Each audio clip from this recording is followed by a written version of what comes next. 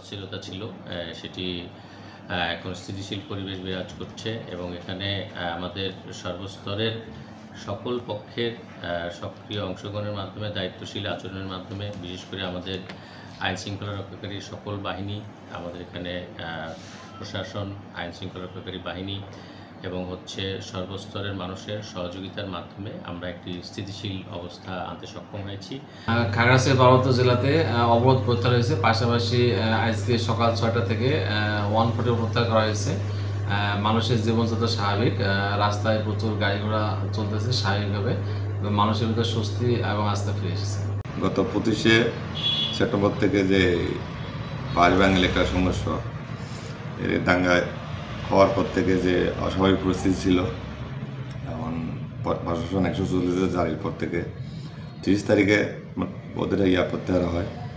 1 তারিখ থেকে মোটামুটি এখন স্বাভাবিক, আগের নিয়ে স্বাভাবিকভাবে গাড়ি চলাচল করতেছে এবং কিছু কিছু পর্যটক আসতেছে। আর আমাদের পরিবহন সেক্টরে আগের মতোই মোটামুটি স্বাভাবিক হয়ে গেছে এবং আমাদের বড় গাড়ি এবং ট্রাক, বাস, জিপ, পিকআপ সবগুলো স্বাভাবিকভাবে চলাচল করতেছে।